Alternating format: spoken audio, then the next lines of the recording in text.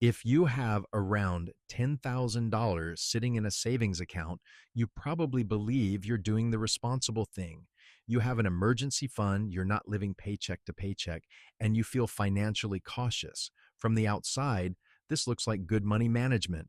In practice, this specific setup often creates a silent financial problem that most people don't see, and banks notice it long before you do.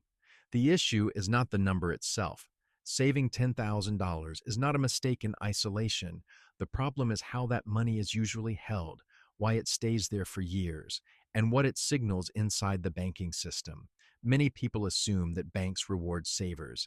In reality, modern retail banking is not built to favor customers who hold moderate amounts of idle cash and do little else. This misunderstanding leads to lost returns, reduced financial flexibility, and weaker long-term outcomes. Here is the core misconception. People think a savings account is a neutral parking place. It feels safe, simple, and disciplined, but money that sits in a standard savings account earning 0.1% to 0.5% is not neutral. It is actively losing value after inflation. If inflation averages 3% and your savings account yields 0.4%, the real value of your $10,000 declines by roughly 2.6% per year. That's $260 in lost purchasing power annually. Over 5 years, without touching the money, that's more than $1,300 gone in real terms. Most people don't feel this loss because it's invisible. The balance doesn't drop. The number on the screen stays the same, but the buying power does not. Meanwhile, banks are fully aware of this dynamic. From their perspective, a customer who keeps $10,000 idle, rarely borrows, and doesn't invest through their products is not a growth asset. They generate minimal profit while still requiring compliance, liquidity coverage, and regulatory capital. This is where the idea of bank red flags gets misunderstood. It's not about suspicion or wrongdoing. It's about classification. Banks segment customers based on behavior: borrowers, investors, high net worth clients, transactional users, and passive depositors. Someone with $10,000 sitting long term in a low yield account often falls into the least prioritized category, not because they are risky, but because they are economically inefficient for the bank. The second layer of the problem is opportunity cost. $10,000 is often treated as a finish line instead of a starting point. Many people stop thinking strategically once they reach this number. They hold it indefinitely just in case. Even when their income is stable, their expenses are predictable, and their real emergency needs are much lower. For example, if your essential monthly expenses are $2,500, a 6-month emergency fund is $15,000. If they're $1,500, it's $9,000. The number should be tied to logic, not comfort. By freezing $10,000 without a defined role, people delay building systems that actually compound wealth. They miss years of potential growth, even at conservative rates. A modest 5% annual return over 10 years turns $10,000 into about $16,300. Leaving it idle leaves you with the same $10,000 and less purchasing power than when you started. At this stage, it's important not to jump to solutions yet. The real issue is not that saving is wrong. The issue is that many people confuse saving with strategy. In the next part, we'll look at why this pattern is so common, how income structure and behavior reinforce it, and why standard advice like just save more fails to solve the underlying problem. To understand why the $10,000 savings trap is so common, you have to look at how most people's financial lives are structured. Income is typically linear, a paycheck every 2 weeks or once a month. Expenses are semi-fixed: rent or mortgage, utilities, food, insurance, transportation. What's left over becomes savings. There is rarely a defined system beyond that. Money flows in, bills go out, and whatever remains accumulates in one account. This structure encourages passivity. Once a savings balance reaches a psychologically comfortable level, often around $10,000, behavior changes. People stop reviewing the role of that money. It becomes the emergency fund. even when no clear definition of emergency exists. Because nothing breaks immediately, the setup feels stable. In reality, it's simply unmanaged. Consider a common scenario. A household earns $75,000 per year. After taxes, net income is around $58,000, or roughly $4,800 per month. Fixed and essential expenses total $3,200. That leaves $2,600 in discretionary cash flow. Over time, this household saves $10,000. At that point, they stop. The money sits in a standard savings account earning 0.3%. They don't invest because this is emergency money. They don't reassess because the balance feels sufficient. The problem is that their actual short-term risk exposure is much lower than the cash they're holding. If one income is stable and expenses are predictable, true emergency needs may only cover 2 to 3 months, not 6 or 12. In this case, $6,000, $7,000 would be enough. The remaining $3,000, $4,000 has no defined job. It's not protecting against risk, and it's not building future capacity. Another example is a higher income professional earning $110,000 annually. They accumulate $10,000 quickly and keep it untouched for years because they've been told to always keep cash. Meanwhile, inflation averages 3.4%. Over 5 years, the real value of that cash drops by roughly 15 to 18%. That's not theoretical. It shows up when housing costs rise faster than wages or when insurance premiums increase. The savings didn't fail because of market risk. It failed because of inactivity. Standard advice doesn't address this. Save more ignores diminishing returns of idle cash. Put it in a high-yield savings account helps slightly, but even a 4% yield barely keeps pace with inflation after taxes. Don't invest emergency funds is directionally correct, but incomplete. It assumes all savings serve the same purpose, which is rarely true. What's missing is segmentation. Most people treat money as one pool instead of a system. Banks encourage this simplicity because it increases deposit stability. Financial education rarely pushes people to define time horizons, probability of use, or opportunity cost. As a result, $10,000 becomes a static number rather than a flexible tool. This is why the issue persists across income levels. It's not about discipline or intelligence, it's about structure. Without a system that assigns each dollar a specific role, liquidity, protection, growth, money defaults into the least demanding option, and that option quietly underperforms over time. In the next part, we'll look at the specific mistakes this structure creates, how they compound over 5, 10, and 20 years, and why the damage comes from decisions, not income level. The first major mistake is treating all savings as the same category. Most people label one account as savings and stop thinking beyond that. In practice, money has different time horizons and probabilities of use. Emergency cash needed within 30, 90 days should not be treated the same way as money that is unlikely to be touched for years. When everything sits in one low yield account, the result is excess liquidity with no purpose. The second mistake is anchoring to a round number instead of a calculation. $10,000 feels meaningful, but it is rarely derived from actual expenses or risk exposure. For someone with $2,000 in essential monthly costs, 6 months of coverage is $12,000. For someone with $200 in costs, it's $7,200. The number should come from math, not comfort. Anchoring leads people to either overhold cash or underprepare, both of which are inefficient. The third mistake is ignoring opportunity cost because it is not visible. Market losses feel real because balances go down. Lost growth feels abstract because balances stay flat. Over time, this creates a bias toward inactivity.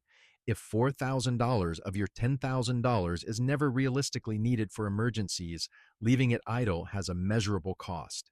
To understand the long-term impact, compare two simple scenarios. In both cases, a person starts with $10,000 at age 35. Scenario A, the full $10,000 stays in a savings account earning 1% on average. After 10 years, the balance grows to about $11,050. If inflation averages 3%, the real value of that money drops to roughly $8,200 in today's dollars. Scenario B, $6,000 is kept as true emergency cash. The remaining $4,000 is invested conservatively with an average annual return of 5%. After 10 years, the savings portion remains around $6,600, and the invested portion grows to about $6,500. Total nominal value, roughly $13,100. Even after inflation, purchasing power is materially higher than in scenario A. Stretch this out to 20 years, and the gap widens further. In scenario A, the real value continues to erode. In scenario B, the invested portion compounds.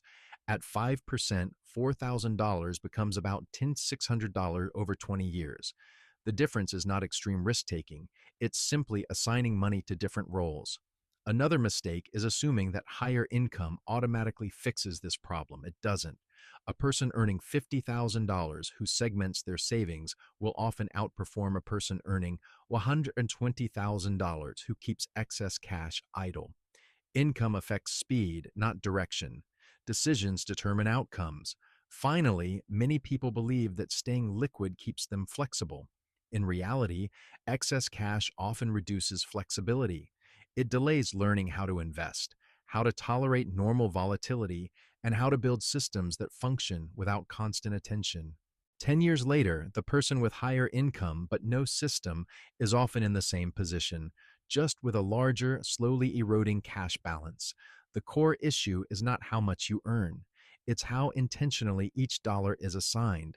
In the next part, we'll move from diagnosis to solution and explain a practical framework for structuring savings so they protect you in the short term while supporting growth over the long term. The practical solution to the $10,000 savings problem is not to save less, but to structure savings correctly. This requires a simple system that separates money by function instead of storing it in one place. The goal is to maintain protection against short-term risk while allowing long-term money to work, even at conservative rates. The first step is to define true emergency cash. This is money meant to cover essential expenses if income stops temporarily. Start with a calculation, not a feeling. Add up non-negotiable monthly costs: housing, utilities, food, insurance, and transportation. Multiply that number by 3 to 6, depending on job stability. A salaried employee with a stable role might need closer to 3 months. A freelancer or commission-based worker may need closer to 6. This amount stays liquid and easily accessible. The second step is to isolate this emergency cash in a dedicated account. This is important psychologically and mechanically. When emergency funds are separated, they stop being treated as general savings. A high yield savings account or money market account is appropriate here, not because it generates high returns, but because it preserves access and minimizes loss to inflation. Even if the yield only matches inflation after taxes, that's acceptable for this portion. The third step is to identify excess cash. This is any money beyond the calculated emergency amount. In many $10,000 cases, this excess ranges from $2,000 to $5,000. This money has a low probability of being needed in the short term. That makes it suitable for low-risk, long-term allocation. This is where conservative investing comes in. The objective is not maximum return, but steady growth. Broad market index funds are often used for this role because they spread risk across hundreds or thousands of companies. Historically, diversified equity markets have returned about 7 to 8% annually before inflation over long periods. Using a more conservative assumption of 4 to 5% accounts for volatility and taxes. Mechanically, this works through time and compounding. Small amounts invested consistently do not rely on timing. If $3,000 is invested and left untouched at 5%, it grows to about $4,900 in 10 years and over $8,000 in 20 years. That growth comes from reinvested earnings, not from additional effort. Why is this stable rather than risky? Because risk is managed through separation and horizon. Emergency money is never exposed to market fluctuations. Long-term money is not needed in the short term. so temporary declines do not force selling. This avoids the most common investing failure, needing invested money at the wrong time. Importantly, this system does not require constant decision making. Once set up, it runs in the background. Emergency funds remain untouched unless an actual emergency occurs. Long-term funds grow with minimal intervention. The system works because it aligns money with purpose. This approach also changes how banks interact with you. You are no longer a passive depositor. You become a client with structured assets, predictable behavior, and clearer financial intent. More importantly, you regain control over how each dollar functions. In the final part, we'll bring this into a clear, repeatable structure and show what changes over 1, 5, and 10 years when the system is applied consistently. The entire issue can now be reduced to a clear, repeatable system. The mistake was not saving $10,000. The mistake was leaving that money without structure. When savings have no defined purpose, they default into inactivity. The solution is not complexity, but assignment. Start with a simple rule. Every dollar must have a job. First, define your emergency layer. Calculate essential monthly expenses only: housing, utilities, food, insurance, and transportation. Multiply that number by 3 to 6 based on income stability. This amount is your true emergency fund. It stays liquid and accessible. It is not invested. It is not optimized for return. Its role is protection. Once funded, it requires no action unless your life situation changes. Second, identify excess savings. This is any cash above the emergency threshold. For many people with $10,000 saved, this amount falls between $2,000 and $5,000. This money has a low probability of being needed in the short term. That makes it suitable for long-term use. Assign it to a simple, diversified investment approach with conservative expectations. The objective is not aggressive growth, but steady compounding over time. Third, maintain separation. Emergency funds and long-term funds should not share the same account. This separation prevents emotional decisions and reduces the chance of pulling long-term money for short-term wants. The system works because it removes ambiguity. Now consider how this changes outcomes over time. After 1 year, the difference is mostly structural. Your emergency fund remains intact. Your excess savings are no longer idle. You gain clarity over what money is available and what money is working. Financial stress tends to decrease because roles are defined. After 5 years, the gap becomes measurable. Idle cash would have lost purchasing power to inflation. Structured savings show growth. Even modest annual returns of 4 to 5% on excess funds begin to matter. More importantly, you build experience with long-term investing without relying on market timing. After 10 years, the difference becomes significant. Excess savings that were invested conservatively compound. Emergency funds remain untouched. Financial decisions become easier because the system scales with income. You are no longer reacting to balances. You are managing roles. What should you do now in practical terms? Write down your essential monthly expenses. Calculate your emergency fund number. Check your current savings. Separate emergency cash from excess cash. Keep emergency funds liquid and accessible. Allocate excess cash to a simple, diversified long-term strategy. Review the system once per year or after major life changes. No constant monitoring is required. This approach does not depend on income level, market predictions, or complex products. It depends on structure and consistency. By assigning each dollar a function, you remove the hidden inefficiencies that quietly erode financial progress. The result is not faster wealth, but more reliable outcomes. Over time, this is what separates stable financial growth from stagnant caution.